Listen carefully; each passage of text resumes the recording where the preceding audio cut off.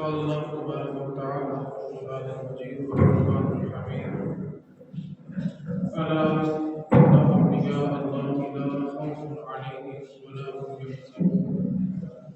صدق الله مولانا العظيم. إن الله وملائكته يصلون على النبي يا أيها الذين آمنوا صلوا عليه وسلموا تسليما. تمام بابل کے بڑے بڑا الہدا کمالہ اشرفت جلال جمالہ حسنت جمیل صالحہ بلغ الہدا کمالہ اشرفت جلال جمالہ حسنت جمیل صالحہ. اللہ رب العزت جل جلالہ کا بے پناہ احسان ہے کہ اس نے ہم سبھی کو اپنا اور اپنے محبوبوں کا ذکر کرنے کی توفیق عطا فرمائی. اللہ تعالیٰ ہم سبھی کا آنا جانا، مل بیٹھنا، سمجھنا سمجھانا اپنی بلند بات میں قبول فرمائے اور ان نشستوں کو بروز محشر ہم سب کے لیے ذریعہ نجات بنائے. حضور سیدی و سندی و مرشدی حضور سیدی غوث اعظم رضی اللہ تعالیٰ عنہ کا ایک قول ہے. آپ فرماتے ہیں درست العلم حتی ان یکون کتبا. آپ فرماتے ہیں کہ میں علم حاصل کرتا رہا یہاں تک کہ کتب بن گیا. اب حضور سیدی غوث اعظم نے یہ نہیں فرمایا کہ میں کرامتیں دکھاتا رہا تو بھلے کتب بنا. فرمایا میں علم حاصل کرتا رہا یہاں تک کہ کتب بن گیا. آپ نے کتبیت کا جو معیار رکھا وہ علم رکھا کہ میں نے علم حاصل کیا تو میں کتب بنا. ہمارے لیے المیہ یہ ہے کہ ہم حضور سیدی غوث اعظم کو چند ایک مشہور کرامتوں سے بس جانتے ہیں، نہ اس کا پس منظر جانتے ہیں نہ اس کے آگے کا حصہ جانتے ہیں. حالانکہ غوث اعظم رضی اللہ تعالی عنہ کا علم میں ایک معیار ہے. آپ کے زمانے کے اندر ایک بندے نے قسم کھائی اور قسم اس بندے نے یہ کھائی کہ وہ دنیا میں ایسی منفرد عبادت کرے گا جو اس وقت پوری کائنات میں اور کوئی نہیں کر رہا ہوگا، اور اگر اس نے ایسی عبادت نہ کی تو اس کی بیوی کو 3 طلاقیں. اب اس بندے نے قسم کھا لی کہ عبادت بھی ایسی کرنی ہے جو کائنات میں اس وقت دوسرا کوئی نہ کر رہا ہو. اگر عبادت نہ کی تو 3 طلاقیں ہو جائیں. اب یہ قسم اس بندے نے کھائی، بعد میں اس کو ندامت ہوئی کہ میں نے بڑی عجیب و غریب قسم کھا لی ہے، گھر بھی بچانا ہے. تو یہ فتویٰ علماء بغداد کے سامنے پیش کیا گیا، سوال پیش کیا گیا کہ بندے نے قسم یہ کھائی ہے کہ وہ ایسی عبادت کرے گا جو کائنات میں اس وقت دوسرا کوئی بھی نہ کر رہا ہو، اور اگر ایسی عبادت نہ کی تو اس کی بیوی کو 3 طلاقیں ہو جائیں گی. علماء بغداد نے جواب میں لکھا کہ ہم نہیں جانتے مشرق میں، مغرب میں، شمال میں، جنوب میں کون کوئی سجدے میں ہے، کوئی رکوع میں ہے، کوئی ذکر کر رہا ہے، کوئی تعلیم کر رہا ہے، کوئی قرآن پڑھ رہا ہوگا، آسمان پہ فرشتے کون سی عبادت کر رہے ہیں، دریا میں مچھلیاں کون سا ذکر کر رہی ہیں، بلوں میں کیڑے کیا ذکر کر رہے ہیں. اس کا اندازہ لگانا تو ناممکن ہے. لہذا یا قسم کا کفارہ دے دو یا طلاق ہو گئی. اب وہ بندہ پریشان ہے کہ گھر بھی بچانا ہے، کفارے کے پیسے بھی نہیں ہیں. اور انہوں نے علماء بغداد نے لکھا کہ ایسا ممکن ہی نہیں کہ یہ بندہ عبادت کرے کائنات میں اس وقت اور کوئی بھی نہ کر رہا ہو. آسمان میں کچھ فرشتے رکوع میں ہوں گے، کچھ سجدے میں ہوں گے، کوئی ذکر کر رہے ہوں گے، جنات کون سی تسبیح پڑھ رہے ہیں، اس کا تو علم ہی نہیں ہے. تو لہٰذا اس کی بیوی کو 3 طلاقیں ہو چکی ہیں. اب یہ مسئلہ چلتا چلتا حضور غوث پاک کے پاس آیا. آگے سوال پیش کیا گیا، حضور بندے نے قسم یہ کھائی ہے کہ وہ کائنات میں ایسی منفرد عبادت کرے گا جو اس وقت دوسرا کوئی نہیں کر رہا ہو، اور اگر ایسی عبادت نہ کی تو اس کی بیوی کو 3 طلاقیں. ارے وہ ندامت ہے، وہ گھر بچانا بھی چاہتا ہے، لیکن علماء بغداد نے اس سے قلم اٹھا دیا کہ اس کا کوئی حل نہیں ہے. آپ مسکرائے اور فرمایا یہ بھی کوئی مسئلہ ہے، یہ بھی کوئی مسئلہ کہ حل نہیں مل رہا. اب علماء بغداد حیران ہے کہ ایسی کون سی عبادت ہے جو اس بندے نے کرنی ہے اور کائنات میں اس وقت دوسرا کوئی نہیں کر رہا ہوگا. آپ نے فرمایا اس کا سادہ سا حل ہے کہ بندے کو لوگ خانہ کعبہ میں چلے جاؤ اور خانہ کعبہ کا صحن خالی کرواؤ. اس بندے کو کہے کہ اکیلا کعبے کا طواف کرے. یہ وہ عبادت ہوگی جو کائنات میں دوسرا کوئی بھی نہیں کر رہا ہوگا. تو فرمایا درست العلم حتی ان یکون کتبا، میں علم حاصل کرتا رہا یہاں تک کہ کتب بن گیا. تو آپ نے کتبیت کا جو معیار ہے وہ علم کو رکھا. لیکن ہمارے ہاں ہم کہتے ہیں کہ پیر اور ولی اس کو مانیں گے جو ہوا میں اڑ کے دکھائے. وہ تو جہاز بھی اڑتا ہے. اب جہاز کو پیر مان لیں. کہیں گے جی پانی پہ تیر کے دکھائے اس کو پیر مانیں گے. اب تو کشتی بھی تیر گئی ہے. اب تو لوگوں نے عجیب معیار بنا، جس کے منہ پہ، ہاتھوں پہ، کبھی چہرے پہ، کبھی ہونٹوں پہ اللہ محمد لکھا ہو اس کو ولی مان لیتے ہیں. وہ تو بکری کے بچے کے پیٹ پہ بھی لکھا ہوتا ہے اس کو بھی ولی مانیں گے. تو ہم نے جو ولایت کے معیار بنا لیے نا، ہم نے اس کی وجہ سے خسارہ اٹھایا. میں اکثر اپنے بچوں سے، اپنے شاگردوں سے کہتا ہوں، اکثر بیانات میں بھی کہتا ہوں، ہمارا نقصان بلا کب ہوگا؟ جس بندے نے زندگی کے 20-25 سال اللہ کا قرآن سمجھایا نا، ساری زندگی بیٹھ کے پڑھایا، جس کو 25 سال قرآن سمجھاتے ہو گئے نا وہ مولوی ہے. جس کو 30-35 سال حدیث پڑھاتے ہو گئے ہیں وہ بھی مولوی ہے. جو 40 سال سے فقہ پڑھا رہا ہے، مسائل پڑھا رہا ہے، وہ بھی مولوی ہے. اور جس نے 6 مہینے غسل نہیں کیا وہ بابا جی سرکار ہے. عجیب تماشا سنی ہونے شروع کر لیا بھائی. ایک بندے کی زندگی بیت گیا قرآن سمجھاتے وہ مولوی ہے. ایک بندے کو نماز پڑھاتے ہوئے 40-45 سال گزر گئے ہیں وہ مولوی ہے. ایک بندے کو حدیث پڑھاتے اس کے بال سفید ہو گئے ہیں وہ کون ہے جی؟ مولوی. جہاں 10 انگوٹھیاں والا ہے وہ بابا جی سرکار. جو لمبے لمبے بال چھوڑ دے وہ، یعنی جو ساری زندگی قرآن پڑھانے والا وہ تو ولی نہیں نہ ہو سکتا. اس کا کیا کام ہوا ولایت کے ساتھ بنا؟ ولی تو اس کو مانے جس کے لمبے لمبے بال ہو، پیچھے 2 بندوں نے اٹھائے ہو، جس نے 10 انگوٹھیاں پہنی ہو کہ نہانے کے لیے بھی اتار نہ سکے، جس نے خود 6 مہینے غسل نہ کیا ہو. ولی تو وہ ہوگا نا. میں ایک چھوٹی سی گزارش کرتا ہوں میرے بھائی، دیکھیں، جو بندہ اپنا ظاہری جسم پاک نہیں کر سکتا، جو بندہ اپنا ظاہری جسم نہیں پاک کر سکتا، وہ آپ کا من کیسے پاک کرے گا؟ وہ اپنا ظاہری جسم نہیں پاک کرتے، ہم ان کے سامنے من کی صفائی کرانے کے لیے بیٹھے ہوتے ہیں. تو یہ جو ہم نے ولایت کا معیار رکھا ہے نا، ایک بات کو پلے باندھ لیں، ولایت کا تعلق لباس سے نہیں ہے. میں جملہ تھوڑا سخت کہنے لگا ہوں، شاید پھر کبھی آپ دوبارہ سنیں یا نہ سنیں. ولایت کیا کہا میں نے؟ ولی ہونا. ولایت وراثت نہیں ہے. کیا کہا میں نے؟ ولایت وراثت نہیں ہے. پھر بولے ولایت وراثت نہیں. یہ اللہ کی عطا ہے. وہ دینے پہ آئے تو زمین پہ بیٹھے موچی کو دے دیں، اور نہ دینے پہ آئے تو کعبے میں نماز پڑھانے والے کو نہ دے. ہم نے ولایت کو وراثت بنا دیا. آپ سے میرا ایک سوال ہے، یہ کیا یہ معاشرے میں ضروری ہے کہ ڈاکٹر کا بیٹا ڈاکٹر ہی ہو؟ ضروری ہے. انجینئر کا بیٹا انجینئر ہو ضروری ہے. اچھا عالم کا بیٹا عالم ہو ضروری ہے. مفتی کا بیٹا مفتی ہو ضروری ہے. تو یہ کہاں سے ضروری ہوگا کہ پیر کا بیٹا پیر ہوگا؟ حضرت نے جو لفظ بولا ہے نا، یہ گدی نشین کا، میں ایک جملہ کہنے لگا ہوں، شاید آپ کے لیے تعجب والا بھی اور پہلی بار بھی سننے کو ملے. آپ برے صغیر پاکستان اور ہندوستان سے باہر نکل جائیں، آپ کو دنیا کے کسی ملک میں گدی نشین نہیں ملیں گے. غوث پاک کے دربار میں کون گدی نشین ہے؟ جنید بغدادی کے دربار میں کون گدی نشین ہے؟ یہ گدی نشینی صرف برے صغیر میں ہے. ولایت وراثت نہیں ہے، یہ اللہ کی عطا ہے. یہ گاڈ گفٹڈ ہے. وہ دینے پہ آئے تو باہر زمین پہ بیٹھے موچی کو دے دے، اور نہ دینے پہ آئے تو کعبے میں نماز پڑھانے والے کو نہ دے. ولایت کا تعلق لباس سے نہیں ہوتا.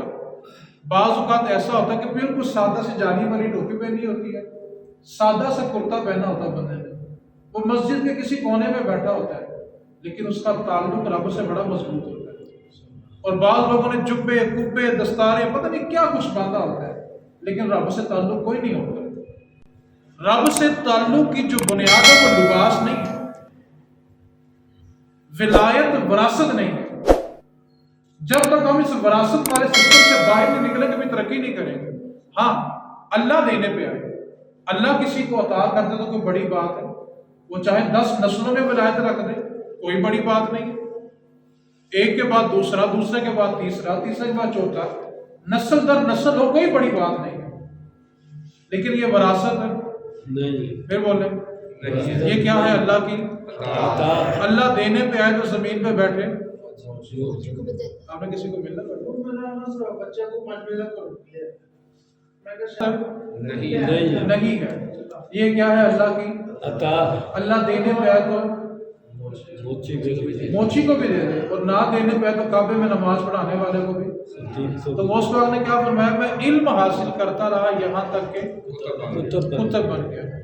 ایک جملہ سنا کے اس کے بعد ایک مسئلہ سمجھانا ہے اور میں نے گفتگو مکمل کر دی۔ حضرت جنید بغدادی رحمۃ اللہ علیہ، آپ داتا صاحب کے بھی پیروں میں آتے ہیں۔ جنید بغدادی کس کے پیروں میں آتے ہیں؟ داتا صاحب کے۔ جنید بغدادی کے پیر صاحب ہے سری سکتی رحمۃ اللہ علیہ۔ سری سکتی رحمۃ اللہ علیہ نے جنید بغدادی کو ایک دعا دی۔ اگر آپ تھوڑی سی توجہ کر کے وہ دعا سمجھ لیں گے نا تو معاملہ بڑا آسان ہو جائے گا، ولی کی پہچان بڑی آسان ہو جائے گی۔ ہم کہتے ہیں کہ آج کے دور میں ولی نہیں ملتے، میں بتاؤں گا کیوں نہیں ملتے اور کہاں ملتے ہیں یہ بھی بتاؤں گا۔ سری سکتی رحمۃ اللہ علیہ نے جنید بغدادی رحمۃ اللہ علیہ کو یہ دعا دی۔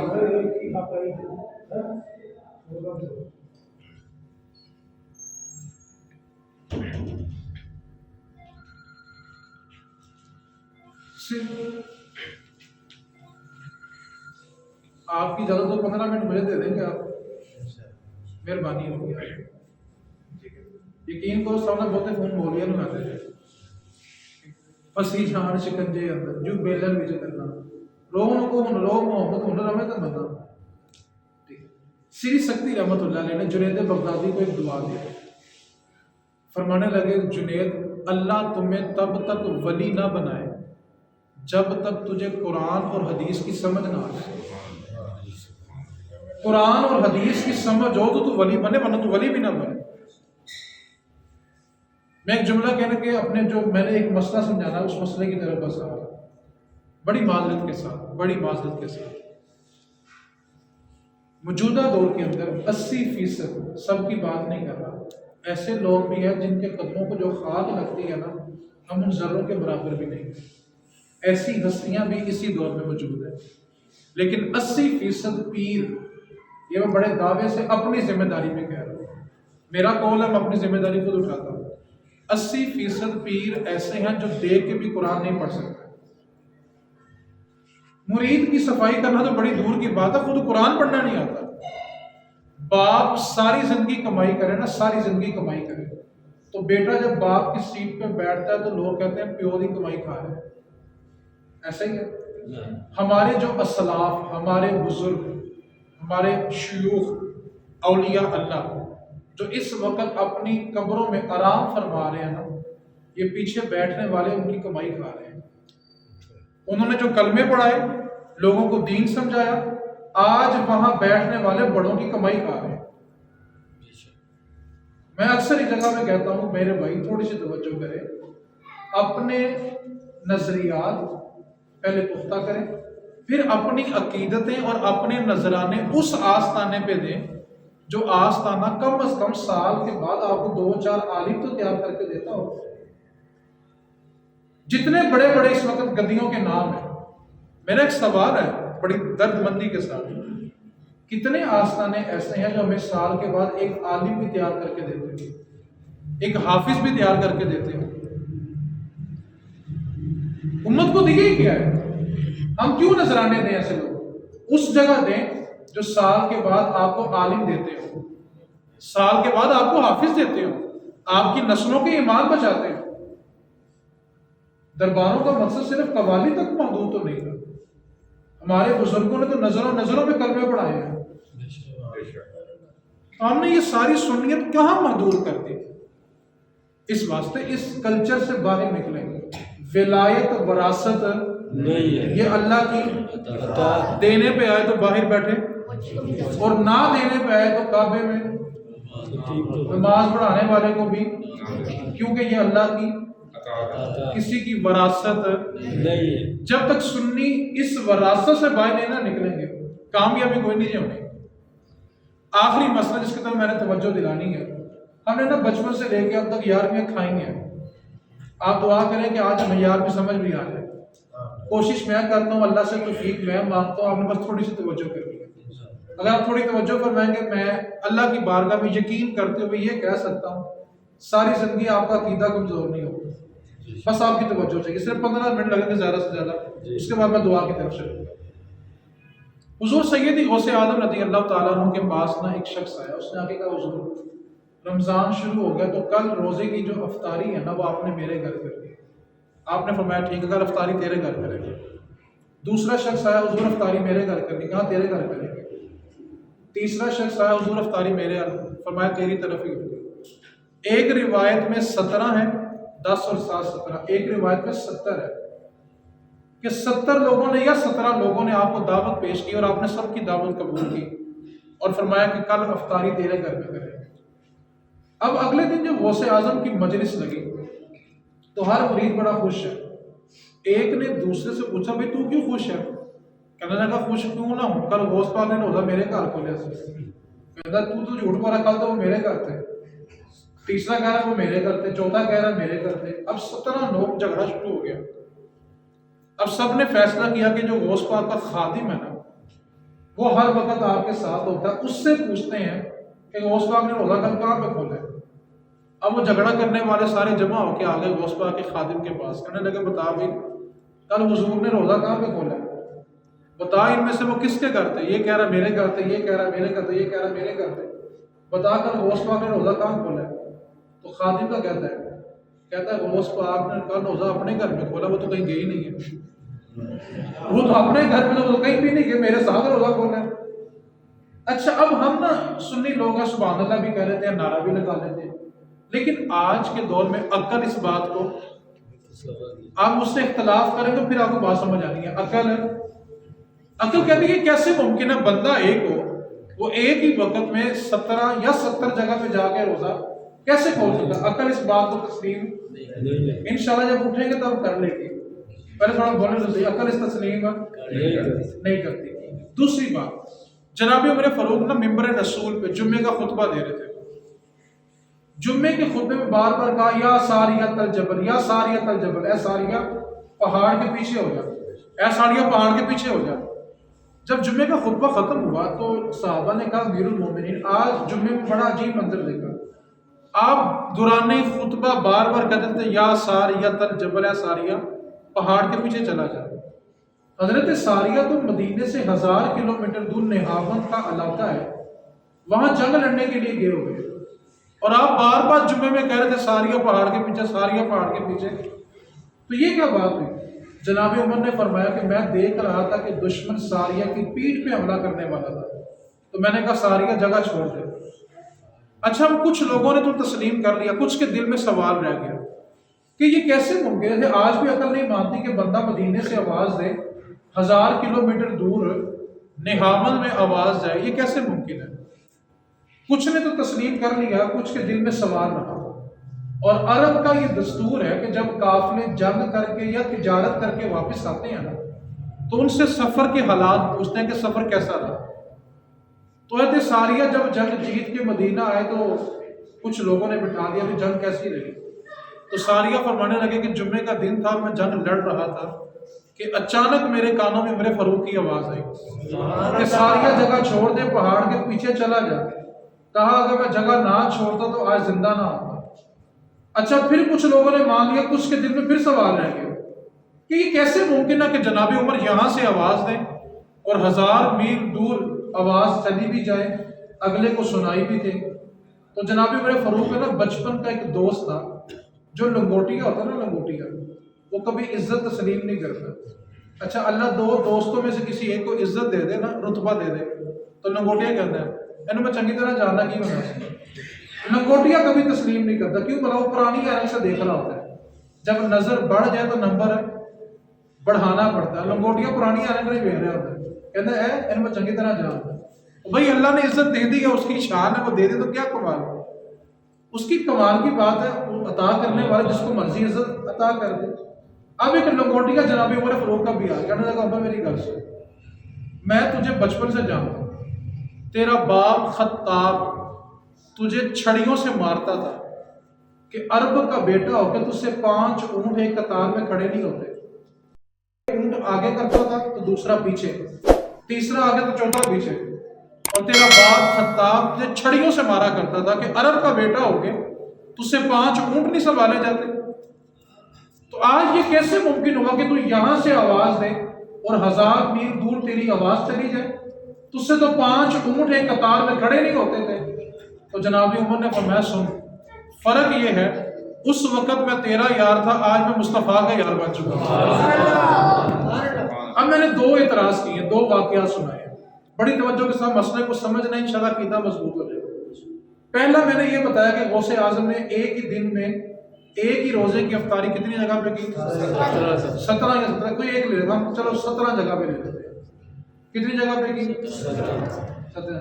نمبر 2، جناب عمر نے مدینے سے آواز دی تو 1000 میل دور آواز گئی، لیکن عقل مانتی نہیں مانتی ہے کہ نہیں مانتی؟ عشق مان لیتا ہے، عقیدہ مان لیتا ہے، لیکن عقل نہیں مانتی۔ اب آپ نے توجہ فرمانی ہے، یہ کیسے ممکن ہے؟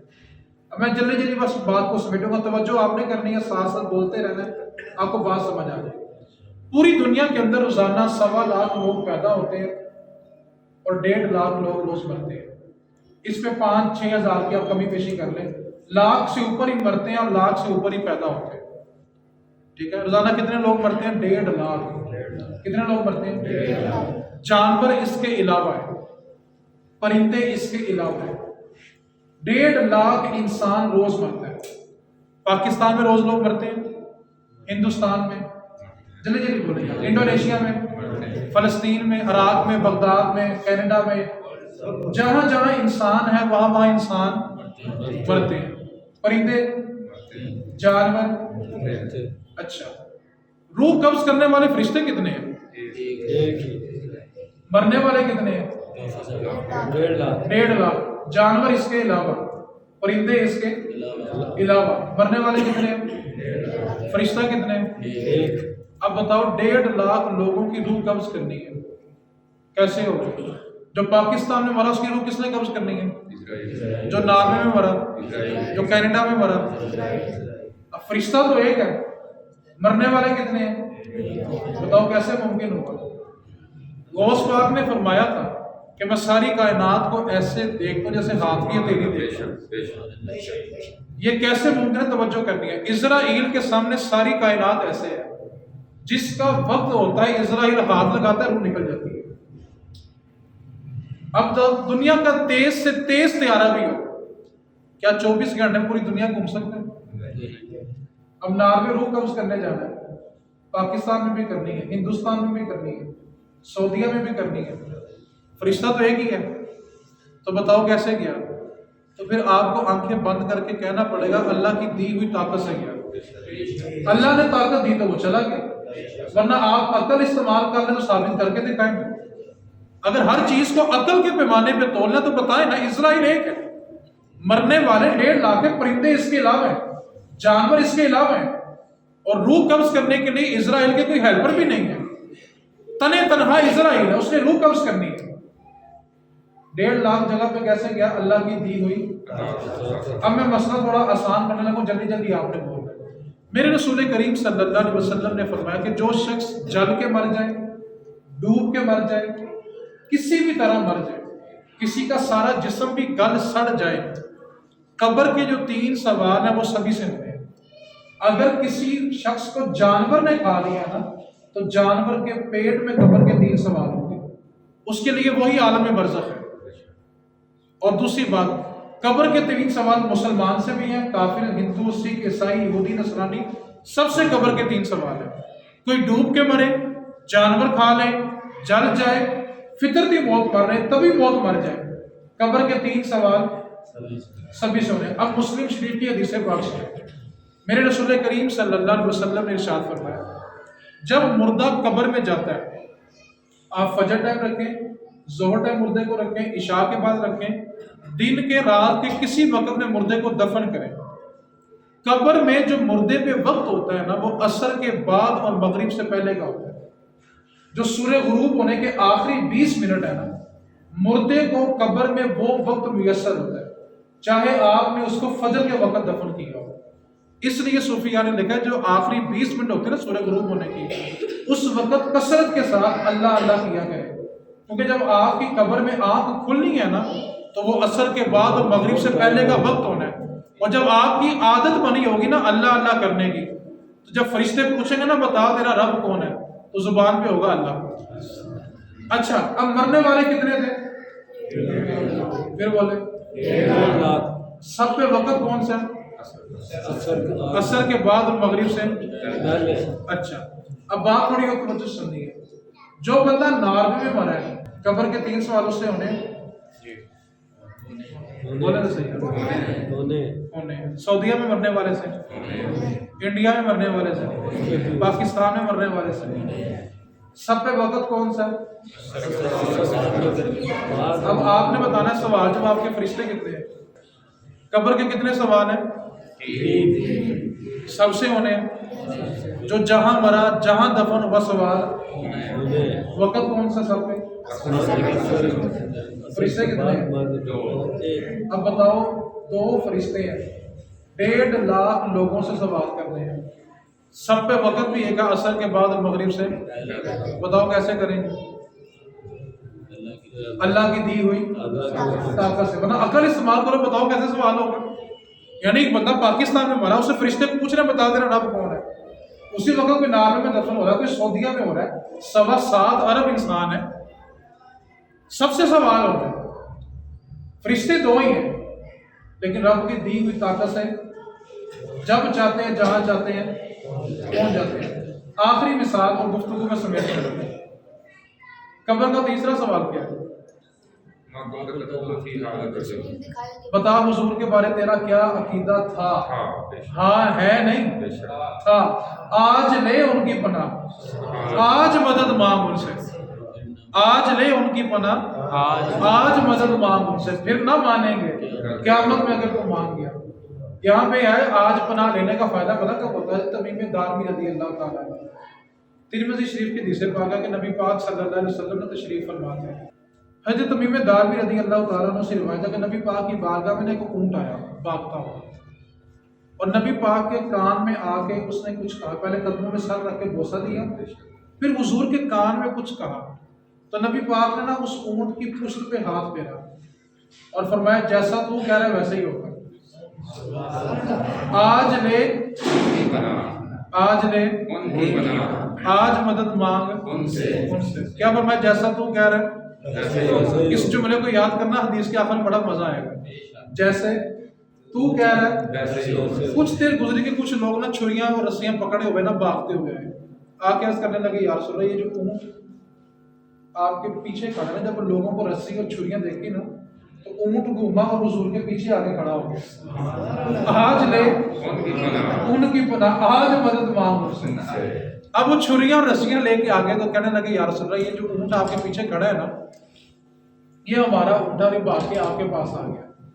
تو نبی پاک نے فرمایا کہ یہ تو تمہاری شکایت لگا رہا ہے، کہہ رہا ہے کہ یا رسول اللہ میں نے ساری زندگی ان کا بوجھ اٹھایا ہے، اب میری ہڈیوں میں طاقت نہیں تو مجھے ذبح کرنا چاہتے ہیں، میں نے ساری زندگی ان سے وفا کی ہے، ان کا بوجھ اٹھاتا رہا ہوں، اگر میرے میں اب ہمت نہیں ہے تو چھری کیوں پھیرتے؟ جب حضور نے صحابہ کو یہ بتایا نا تو وہ کہنے لگے یا رسول اللہ جیسے آپ کہیں گے ویسے ہی ہوگا، جیسے، اور حضور نے اس سے کیا کہا؟ جیسا تو کہے گا ویسے ہی ہوگا۔ صحابہ نے کیا کہا؟ یا رسول جیسا آپ کہیں گے ویسے ہی ہوگا، اس کو کیا کہا؟ جیسا تو کہے گا ویسے ہی ہوگا، آج نے اب یا رسول اللہ جب آپ جو چاہیں گے وہی ہوگا۔ نبی پاک نے فرمایا تم ایسا کرو، اونٹ کتنے کا بیچتے ہو؟ عرض کرنے لگے آقا اونٹ آپ ویسے رکھ لیں، بیچنے کی کون سی بات ہے؟ نبی پاک نے فرمایا نہیں، وہ ہماری بارگاہ میں آ کے ہم نے فری کو نہیں رکھنا۔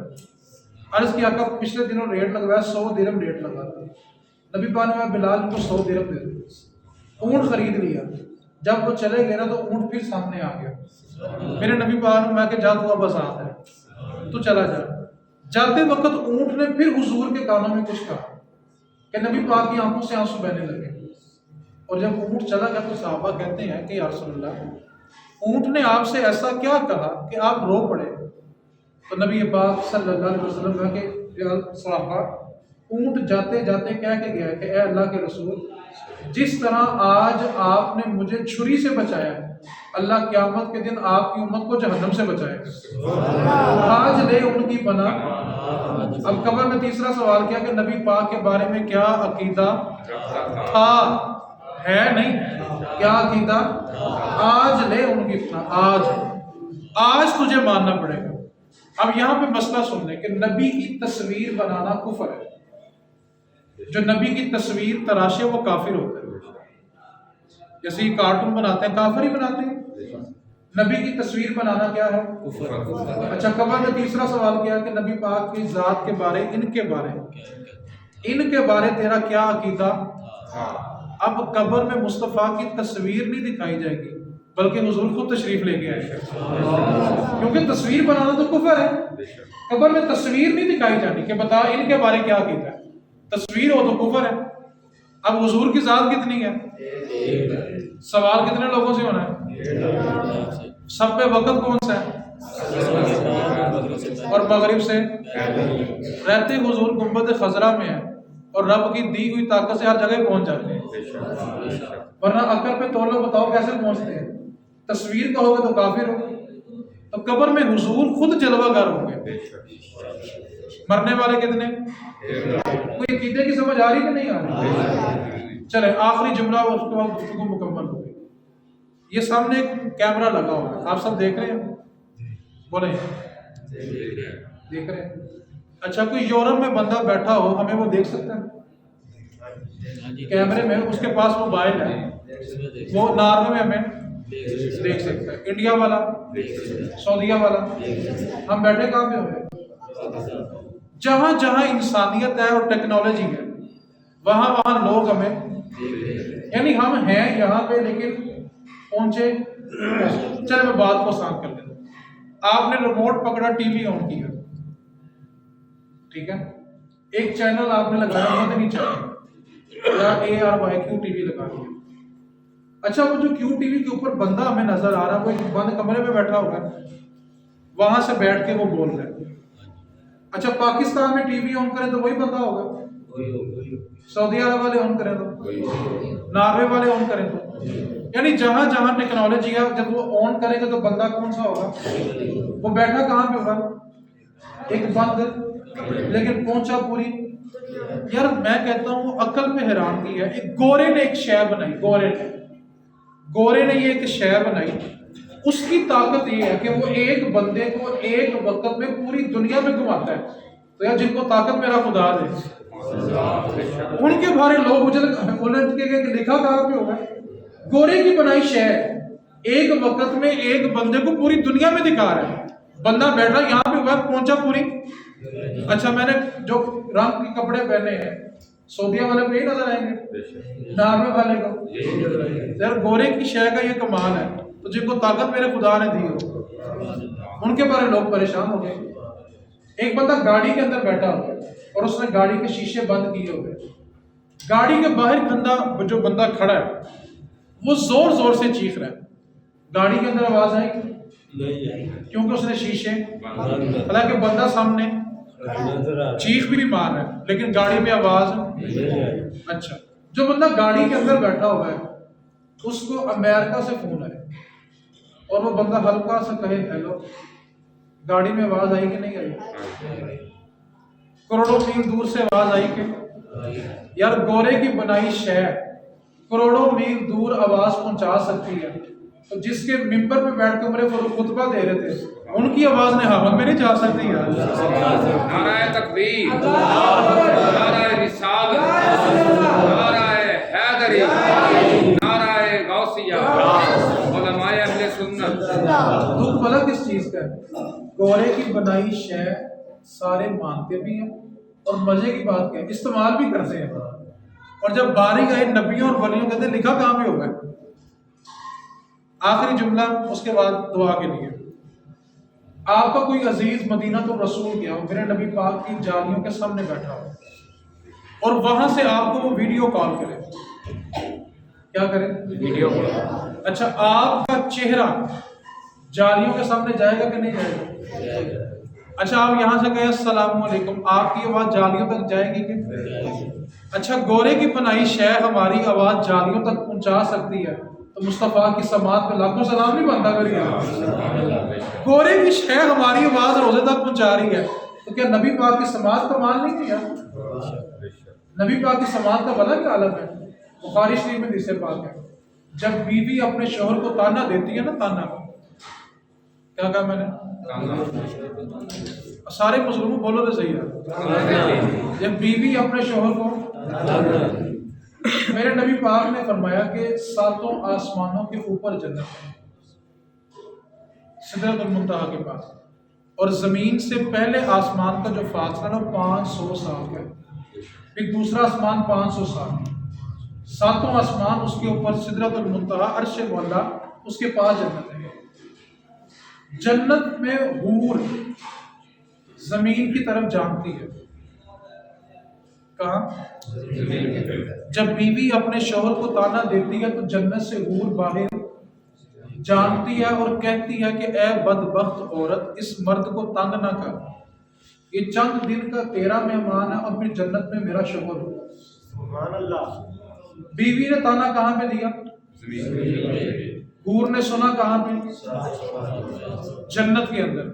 اب آپ کسی سے پوچھیں حور کون ہے تو سادہ سا جواب ہے کہ نبی پاک کے غلام جو کل کو جنت میں جائیں گے، انشاءاللہ جائیں گے، مصطفیٰ کے جو غلام کل کو جنت میں جائیں گے، ان غلاموں کی بیویاں حور ہیں۔ تانا دیا زمین پر بیوی نے، حور نے سنا کہاں پہ؟ جنت میں۔ یار مصطفیٰ کے غلاموں کی بیویوں کی سماعت کا یہ عالم ہے کہ بات زمین پہ ہو تو وہ عرش پہ اوپر جنت کے قریب جنت میں رہ کے سنتی ہیں۔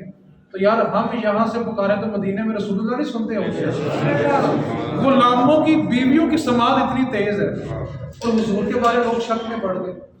تو سائنس جتنی ترقی کرے گی وہ آپ کا عقیدہ مضبوط کرے گی۔ آج سائنس کہتی ہے اب دایاں پاؤں اٹھا کے کھانا کھائیں تو جو بایاں ہے اس کو بچھا کے کھائیں، تو ساری زندگی آپ کو پینڈس کا مرض نہیں ہوگا۔ کیوں؟ جب بندہ دایاں اٹھنا اٹھاتا ہے تو پینڈس کی نالی دب جاتی ہے اور خوراک کے ذرے اس میں نہیں جاتے، پینڈس کا مرض نہیں ہوتا ساری زندگی۔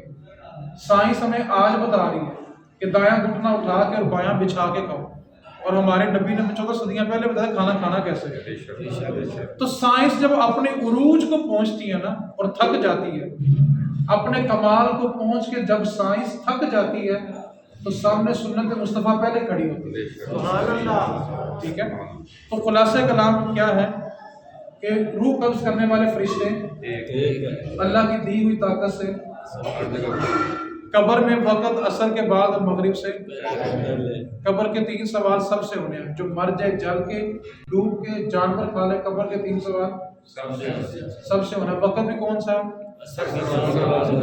سوال جواب والے فرشتے کتنے ہیں؟ 2۔ جو نارمے میں مرا اس سے بھی سوال جواب اسی نے کرنے ہیں، پاکستان والے سے بھی، ہندوستان والے سے بھی۔ وقت تو ایک ہی ہے لیکن رب کی دی ہوئی طاقت سے۔ اور تیسرا سوال حضور کے بارے بتا کیا عقیدہ ہے، اور نبی کی تصویر بنانا کفر ہے۔ قبر میں رسول اللہ کی تصویر نہیں دکھائی جائے گی بلکہ خود حضور تشریف لائیں گے، کیونکہ تصویر بنانا کفر ہے نبی کی۔ تو حضور کی ذات، مرنے والے، سب پہ وقت بھی۔ اب حضور سامنے جلوہ گر ہوں گے اور ہر جگہ ہی ہوں گے، اور یہ گورے کی بنائی ہوئی شے ایک وقت میں ایک ہی بندے کو پوری دنیا گھما سکتی ہے، جن کو طاقت خدا نے دی۔ تو سائنس جتنی ترقی کرے گی اتنا آپ کا عقیدہ مضبوط کرے گی۔ جہاں سے گفتگو شروع کی تھی بس وہیں پہ لا کے ختم کر دوں۔ درست العلم حتی ان یکون، کہ غوث پاک نے فرمایا کہ میں علم حاصل کرتا رہا یہاں تک کہ کتب۔ اب سمجھ آئی غوث پاک نے روزہ کیسے کھولا تھا؟ اب سمجھ آ گئی کہ نہیں آ گئی؟ ساری زندگی یار میں کھاتی کبھی سمجھ بھی لیا کرو یار، کھا کھا کے دھاڑیاں چٹیاں ہو گئی، سمجھ کوئی نہیں گئی یار میری آج کل۔ آج آئی کہ نہیں گئی غوث پاک کی؟ کہ جب رب طاقت دیتا ہے، میں ایک سوال کہتا ہوں، यार ताकत देने वाला खुदा है, उसके देने में कोई शक है किसी को? उसकी ताकत है, वो जिसको मर्जी दे दे। इसलिए अल्लाह की दी हुई ताकत से उसके बंदे, ताकत किसकी होती है? उसकी दी होती है, बंदे की जाती नहीं। और मैंने जुमला बोला विलायत वरासत ये अल्लाह की क्या है? अता है। देने पे आए तो बाहर बैठे और ना देने पे आए तो काबे के इमाम को भी ना दे। गॉड गिफ्टेड है, वरासत नहीं है। और नजराना किस आस्ताने पे देना है? जहाँ आस्ताना आपको आलिम या हाफिज देता हो। आप लोग नजराने दे रहे हैं, पीर अपनी पराठों बनाई जा रहे हैं। वो मैं एक जगह पे कह रहा था कि 2021 शुरू हो गया, ये 21 की शुरू की बात है। मैं कहता हूँ मुरीद गाड़ी ले तो पीछे लिखता है ये मेरे पीर की नजर है। क्या लिखता है? फिर बोले मुरीद नई गाड़ी ले तो पीछे क्या लिखता है? ये मेरे पीर की नजर। मैंने कहा अगर पीर साहब नई गाड़ी ले तो वो भी लिखवाइए मेरे मुरीद का नजराना है। लेटेस्ट जमाना है भाई, कोई आगे बढ़ने की बातें करो। वहां पीर की नजर आती है, यहाँ मुरीद का नजराना नहीं। इसलिए आप अपने पैसों को, अपनी अकीदतों को वहां निछावर करें जो आपको आलिम या हाफिज देते हैं। आपके चंदों से लोग अपने घोड़े खरीद रहे हैं, कवालियां करा के। हमने नाथ खान कवाली करने वाले जो कव्वाल है और पीर, ये बड़े अमीर करते हैं। और जो अल्लाह का कुरान और हदीस पढ़ाने वाले लोग थे ना, वो आज भी बच्चों की शादी करनी हो तो कर्ज उठाना पड़ता। इस बात को खोलेंगे तो मौजू बड़ा तवील हो जाएगा, बस मैंने गुफ्तगू यहीं पे समेट दी। खुदा के वास्ते लिबास का ताल्लुक विलायत से नहीं है। मैंने बताया सादा टोपी होती है, सादा कुर्ता होता है, लेकिन ताल्लुक बड़ा लिबास का जुब्बा कुब्बा दस्तार होती है, लेकिन रब से ताल्लुक मजबूत। तो विलायत को लिबास में तलाश नहीं करते। हम कहते हैं वो पीर वो होगा जो रातों रात कारोबार सेट कर दे, औलाद नहीं हो रही तो औलाद दे दे। पीर इसलिए नहीं होता। हमने जब ये तवक्कुआत लगाई तब यहाँ बर्बाद हो गए।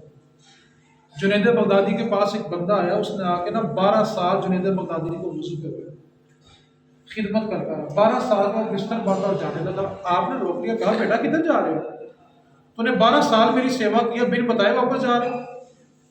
कहने लगा हुजूर अपने गांव से चला था कि सुना था कि जुनैद बगदादी का बड़ा नाम है, इस नीयत से आया था कि आपकी करामत देखूंगा, आपकी बैत कर लूंगा। कहने लगा हुजूर मैंने 12 साल आपकी सेवा की है, 12 साल आपको वजू करवाया, लेकिन 12 साल में मैंने करामत आपसे एक भी नहीं देखी, इसलिए वापस जा रहा हूं। आपने उसको बिठाया और फरमाया बेटा तू इसलिए आया था कि मुझसे करामत देख के तूने मेरा मुरीद होना था, और तूने 12 साल गुजार दिए लेकिन करामत नहीं देखी। उसने कहा हुजूर ऐसा ही है। आपने कहा बेटा ये बता, तूने 12 साल में मुझसे करामत एक नहीं देखी, लेकिन तू ये बता तूने 12 साल में मुझसे एक काम भी खिलाफ शरा देखा? मेरा कोई काम शरीयत के खिलाफ देखा? उसने कहा हुजूर नहीं। तो मैं अल इस्तिकामतु फौका अल्फी करामती, दीन पर एक इस्तिकामत 1000 करामतों से अफजल है। हम करामतों के पीछे भाग रहे हैं। हवा में उड़ के देखा वो तो जहाज भी उड़ता है, पानी में चले वो तो कश्ती भी चलती है। ये विलायत थोड़ी। नबी पाक ने हदीस में वली की निशानी क्या बताई है? तो मैं जिसकी मजलिस में बैठ के तुम्हारे इल्म में इजाफा हो, जिसके पास बैठ के तुम्हें गुनाहों से नफरत हो, वो वली है। हम विलायत कहीं और ढूंढ रहे हैं। जो नए लोग अभी आगे बैठे उनके लिए बस दोबारा मिसाल दोहरा रहा हूँ। मैंने बताया इनको पहले आने वालों को, वैसे उस सूरत में बताना तो कोई नहीं चाहिए, लेकिन आप आगे इसलिए बता रहा हूँ। मैंने बताया कि जो बंदा 25 साल अल्लाह का कुरान समझाता है, जिसकी दाढ़ी सफ़ेद हो गई है कुरान समझाते वो मौलवी साहब है।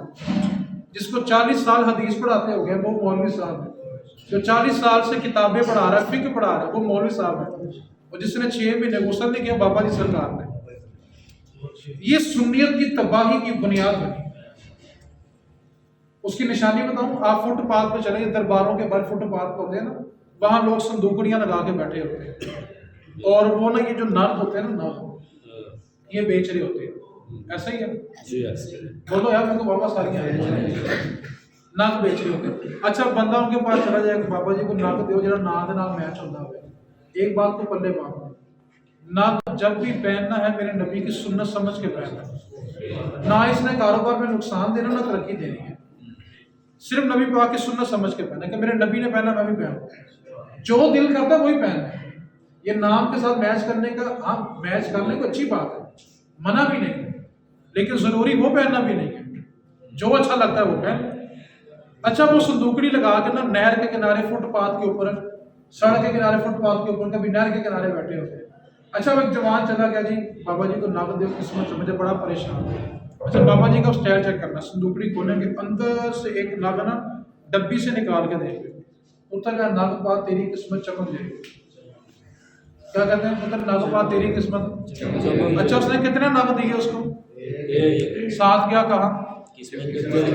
نگ پا تیری قسمت خود پوری صندوقڑی ہے بیٹھا فٹ کے اوپر، اس کی قسمت کیوں نہیں چمکی بھائی؟ ایک نگ دے کے قسمت چمکا دی ہے، تیرے پاس پوری صندوقڑی ہے، تجھے تو بغیر الیکشن کے وزیر اعظم ہونا چاہیے۔ عجیب تماشا بنایا ہوا ہے یار ہم لوگوں نے۔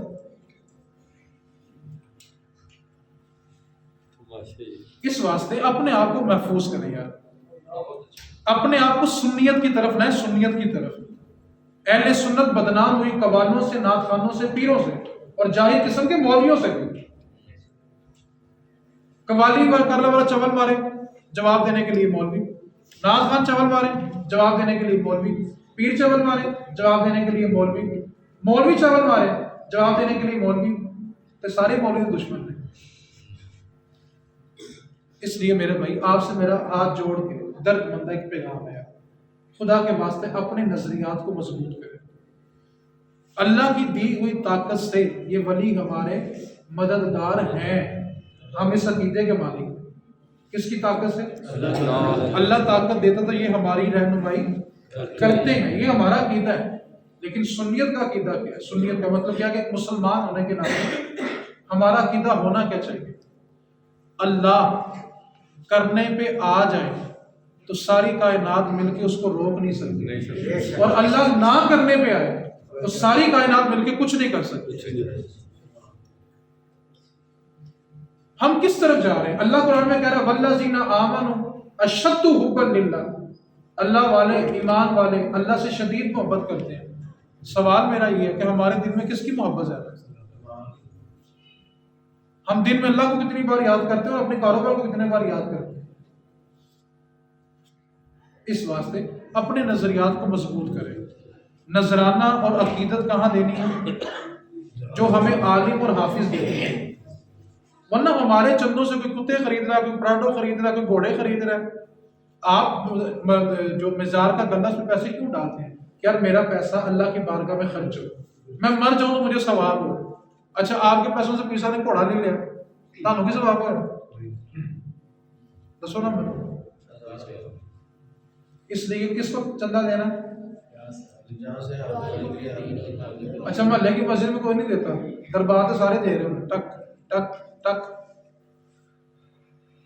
اس لیے آپ اپنے آپ کو مضبوط کریں، اپنے نظریات کو مضبوط کریں۔ ہماری سنیت بدنام ہو رہی ہے۔ آپ دیکھتے ہیں ہر 2 دن کے بعد کسی نئے پیر کا سکینڈل آیا ہوتا ہے۔ وہ کیوں آتے ہیں؟ جب ہمارے نظریات کمزور ہوتے ہیں تو ایسے لوگوں کا بازار گرم ہوتا ہے۔ ہمارے نظریات مضبوط ہوں تو ان کا بازار ہی گرم نہ ہو۔ اس لیے اپنا تعلق اللہ والوں سے اور اللہ سے مضبوط کریں، لیکن اپنی عقیدتیں ہر جگہ نشاور نہیں کرتے۔ بابا جی جلا چاہ بابا جی ساڑ کے سوا کر دیں گے، اینے ساڑن جو گے ہوتے نا تو مودی تو بش نے ساڑ دینا۔ عجیب تو ماشاء اللہ بابا جی جلال میں آ گئے۔ فقیری کی کبھی موقع ملے تو آپ کو سناؤں گا فقیری ہوتی کیا ہے۔ فقیر کی پہلی نشانی بلا کیا ہے؟ فقیر کی پہلی نشانی یہ ہوتی ہے کہ فقیر بد دعا نہیں دیتا، اور جو بد دعا دے اللہ سے فقیری چھین لیتا ہے۔ جو مخلوق کو بد دعا دے اس کی فقیری چھین جاتی ہے۔ یہاں اگر تو نہیں دیتا تین میں چھاڑ دیں گا، تیرا کاروبار ان کر دیں گے، فقیر کی نشانی نہیں ہے۔ پیر سید جماعت علی شاہ صاحب نے فقیر کی نشانی بلا کے لکھی ہے۔ آپ فرماتے ہیں کہ مخلوق اس کے ننگے بدن پہ دہی پھینکے اور اس کے اوپر ہلکے کتے چھوڑ دیں، اور کتے اس کا جسم نوچ نوچ کے کھا جائیں، یعنی مخلوق اس کو اتنی اذیت دے، اگر اس کی زبان سے سی نکلا تو وہ فقیر نہیں ہے۔ آج کل الفقیر العاجز الفلان کم کہاں پتہ نہیں کیا ہو گیا لوگوں کو یار۔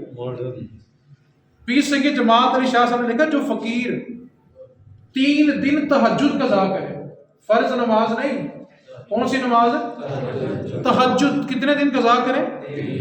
3 دن. جو فقیر تہجد قضا کرے اللہ اس کی فقیری چھین لیتا ہے. یہاں لوگ فرض نہیں پڑھے, ہم فقیر مان کے بیٹھے ہوئے. جن کے پیر جاگتے ہیں وہ مریض سوتے ہیں, اور جن کے پیر سو جائے پھر وہ مریض جاگتے رہتے ہیں. یہاں تو تہجد چھوڑو تو فقیری چھین جاتی ہے. ہمیں پتہ نہیں فقیر کن لوگوں کو ماننا ہوگا جو فرض نماز نہیں پڑھے, لمبے لمبے سوٹے لگا رہے ہیں یا علی مدد. مولا علی شیر خدا نے کیا فرمایا تھا کہ ایک چلتا دریا ہو, اس میں شراب کا ایک قطرہ گرے, پھر وہ دریا خشک ہو, پھر اس پہ سبزہ ہوگے, پھر کوئی بکری وہ سبزہ کھائے, اس سبزے سے دودھ بنے, اور اس بکری کا دودھ دو کہ علی کو دو, علی اس دودھ کو ہاتھ بھی نہیں لگائے. آج انہی کے نام پہ نشے کیے جا رہے ہیں. مولا علی کی پیدائش مسجد میں, مولا علی کی شہادت مسجد میں, جب مولا علی کو ابن ملجم نے گردن پہ وار کیا تھا نا, ابن ملجم محراب سے نکل کے نا گردن پہ اس نے وار کیا تھا, کیونکہ علی کے سامنے کون ہے, علی کا سامنا کون کرے. ابن ملجم نے آپ کی گردن پہ وار کیا. آپ جب زنگی پہ تشریف لائے نا تو امام حسن کوفہ میں آپ رہتے تھے, باغ میں جامع مسجد کوفہ میں آئے اور اپنے بابا علی کا سر اپنی گود میں رکھا. مولا علی فجر کی سنتیں پڑھ چکے تھے, جماعت کے انتظار میں تھے. امام حسن نے آپ کا سر اپنی گود میں رکھا, جان نکل رہی ہے. امام حسن کی آنکھوں سے ایک آنسو ٹپکا, فرمایا بیٹا حسن, علی کی جان جاتی ہے چلی جائے, نماز فجر نہیں قضا ہونی چاہیے. یہ کیسا علی کا ملنگ ہے جو صرف آستانے میں بیٹھا رہتا ہے اور فرض نماز وہ ایک نہیں پڑھتا. علی کی پیدائش مسجد میں, عادت مسجد میں, اور علی کا ملنگ مسجد کے قریب سے بھی نہیں گزرتا. میری مکے ہوتی ہے, میری مدینے ہوتی ہے. داتا صاحب کی ساری زندگی مکے نہیں ہوئی, غوث پاک کی ساری زندگی مدینے نہیں ہوئی. آج کی سب کی مکے ہو رہی ہے, مدینے ہو رہی ہے. یہ پہنچی ہوئی سرکار ہے یار. جو چل کے اللہ کے گھر تک نہیں پہنچ سکا, اس نے اور کہاں تک پہنچنا ہے یار. ہم کہتے ہیں بابا جی بستی میں, بابا جی کا نظام ہی ہو رہا ہے یار. نماز تو نبیوں کو معاف نہیں تھی, بابا جی کا کون سا نیا نظام آ گیا. نبی پاک کہیں کہ میری آنکھوں کی ٹھنڈک نماز میں ہے, تو بابے کا کون سا نیا نظام آ گیا. میری باتیں آپ کو بری بھی لگ رہی ہوں گی, عجیب بھی لگ رہی ہوں گی, کبھی سنی جو نہیں ہوگی. سنیوں کا ہاضمہ بڑا کمزور ہے. خالص بات سنیوں کی بہت کم ہضم ہوتی ہے. کہتے ہیں مولوی کسی اور کمپنی کا سی, آپ کی میری کمپنی سیم ہے یار, سیم ٹو یو ہے. ٹھیک ہے, گھبرانے کی بات نہیں ہے, لیکن کم از کم دین تو خالص سنو نا یار. دین تو خالص بیان ہونا چاہیے نا یار. آپ کیا سمجھتے ہیں جس رسول کے ممبر پہ آپ بیٹھتے ہیں, قیامت والے دن وہ رسول نے آپ سے حساب نہیں دینا؟ بتا, تجھے میں نے اپنا ممبر دیا تھا, تجھے میں نے اپنا مصلی دیا تھا, تو نے میری امت کی تربیت ہی کیا کی تھی. اس ممبر کا آپ سے پوچھا جائے گا, اس مصلی کا آپ سے پوچھا جائے گا. اور میں بڑے بربلا انداز میں یہ کہا کرتا ہوں, اگر ایک نمازی آپ کے پیچھے 20 سال سے نماز پڑھ رہا ہے اور 20 سال بعد اگر اس کو کم از کم غسل کرنا بھی نہیں نہ آیا, تو قیامت کے دن امام برابر کا قصوروار ہوگا. اس نے زندگی کو تمہیں 20 سال دی ہے. ممبر پہ بیٹھ کے رسول اللہ کا ممبر ہے, ہمارا کوئی ذاتی نہیں ہے, یہ رسول اللہ کا عطا کردہ ممبر ہے. یہ مصلی رسول ہے, ہم نے رسول اللہ کا سامنا کرنا ہے. اس مصلی اور رسول اور ممبر رسول کا ہی ساتھ دینا ہے. کم از کم دین تو خالص بیان کریں یار. کیا ہو جائے گا؟ ایک طرف ہم کہتے ہیں رزق دینے والی ذات اللہ کی ہے, اور ڈر مسجد کے صدر کا ہوتا ہے. ممبر میں ہم کہہ رہے ہوتے ہیں ہم امریکہ کی اینٹ سے اینٹ بجا دیں گے, ادھر سے مسجد کا صدر رہتا ہے, موضوع چینج ہو جاتا ہے. ہم نے اینٹ بجانی ہے. آپ رسول اللہ کے دین سے مخلص ہو جائیں, خدا کی قسم رزق آپ کے پیچھے پیچھے بھاگے. ہماری کمزوری اسی میں ہے کہ ہم اللہ کی ذات پر توکل مضبوط نہیں کرتے. اور توکل کی انتہا والا کیا ہونا چاہیے؟ حضرت شبلی کے پاس ایک بندہ کرنے کا, حضور میری اولاد بہت زیادہ ہے اور وسائل بہت تھوڑے ہیں, جیسے آج کا ہر بندے کا مسئلہ ہے, تو بتائیں میں کیا کروں, کہاں جاؤں؟ اولاد زیادہ ہے اور وسائل تھوڑے ہیں, تو میں اپنے گھر جا اپنے بچوں میں سے جس کا رزق اللہ کے ذمہ نہیں نا, اس کو گھر سے نکال دے. ایک طرف ہم کہیں واللہ خیر الرازقین, اور ڈر کسی بندے کا ہو. بٹ وائی, ایسا کیوں ہے؟ اس مصلی رسول کا اور ممبر رسول کا ہم سے حساب لیا جائے گا. اس واسطے اب سنی لوگ ہیں۔ الحمدللہ یہ اللہ کا احسان ہے کہ اس نے ہمیں اس عقیدے میں چنا ہوا ہے، لیکن کم از کم اپنی عقیدتیں غلط لوگوں کے سامنے نچھاور نہ کریں۔ شاید یہ باتیں زندگی میں آپ کبھی دوبارہ کسی سے سنیں یا نہ سنیں، درد تھا وہ بیان کر دیا۔ یہاں امام صاحب کے پاس کتاب پھٹی ہوتی ہے، درس دینا ہوتا ہے، نئی کتاب نہیں لا کے دیں گے، ایک نعت خان کو رات کو بٹھا کے اس پہ 1000 روپے نشاور کر دیں گے۔ مسجد کی صفیں 10 جائیں، وہاں ہم چندہ نہ دیں، مدرسے کے بچے بھوکے سوتے ہوں، جو نبی کے دین پڑھ رہے ہیں، نبی کے وارث ہیں علماء، وہ بھوکے سوتے ہوں، اور اسی محلے میں لاکھوں کی محفلیں ہو جائیں، قیامت کے دن حساب نہیں ہونا؟ ہم کس کو مان میں گھوم رہے ہیں بھائی؟ میں نے یہ نہیں کہا کہ محفل کروانا منع ہے، بات کا مطلب سمجھیں، مطلب کی بات نہ سمجھیں، بات کا مطلب سمجھیں۔ میں کہنا کیا چاہتا ہوں، محفل ایک نہیں ہر روز کریں، بلکہ میرا تو یہ عقیدہ ہے کہ ہماری ہر سانس میں نبی کا میلاد موجود ہے۔ تم سال بعد مناتے ہو، ہماری ہر سانس نبی کا میلاد مناتی ہے۔ میلاد کا انکار نہیں ہے، محفل کا انکار نہیں ہے، لیکن نبی کے وارث بھوکے سوتے ہو اور محلے میں لاکھوں روپے ایک رات میں نشاور ہوتا ہو، کیا قیامت کے دن ہم نے حساب نہیں دینا؟ اس واسطے اپنے آپ کو بچا لیں یار، اپنے آپ کو بچا لیں، اپنے عقیدے کو محفوظ کریں، اپنے نظریات کو، اپنے اعتقادات کو محفوظ کریں یار، اپنی عقیدتیں ہر جگہ نشان۔ بس ایک بات یاد رکھنی ہے، جو بد دعا دے وہ فقیر، اور فقیر ہوتے ہی وہ جو بد دعا نہ ہو۔ یہ بد دعاؤں سے ڈرا کریں، لوگ سوال ہوتے ہیں ڈولے شہری چوئی آ گئی بد دعا دے گئی ہے، اور بھائی مظلوم ہو کافر تو بد دعا تو کافر کی بھی لگ جاتی ہے۔ یہ کسرے کی دعا، ڈولے شہری چوئی کی دعا، یہ کوئی بد دعائی نہیں ہے یار۔ ہاں جس پہ بھی ظلم کرو گے وہ چاہے کافر ہو، بد دعا اس کی بھی لگے گی۔ جس پہ آپ نے ظلم نہیں کیا وہ چاہے کچھ مرضی کرتا رہے، لیکن اگر ظلم کیا چاہے کافر پہ کیا تو اس کی بد دعا لگے گی۔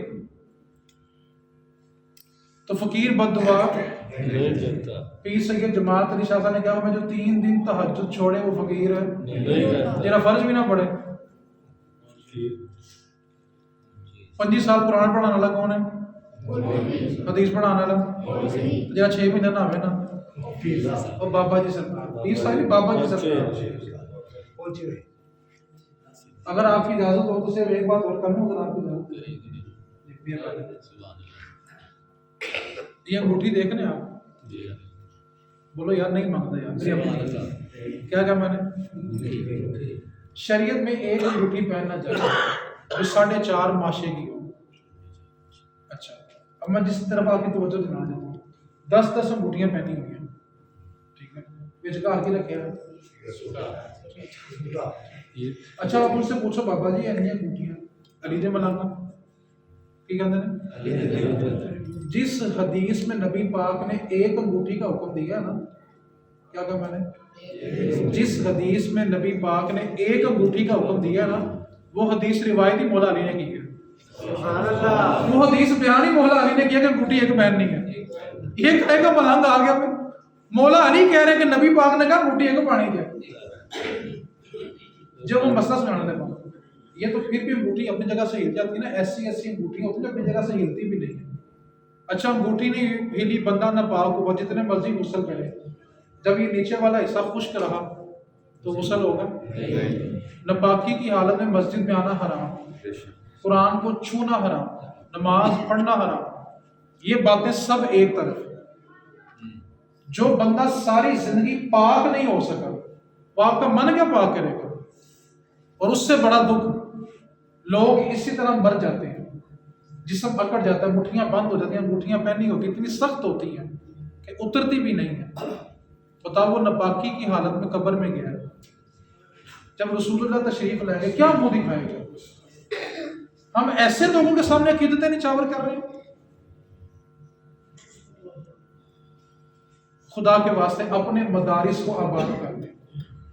ایک جملہ کہہ کے گفتگو سمیٹنے لگا، اپنے مدارس کو آباد کر لیں، اپنی نسلوں کو دین سکھا دیں، ورنہ کل ہماری میتیں غسل کے لیے بھی ترسیں گی، ہمارے جنازوں کے لیے ترسیں گے۔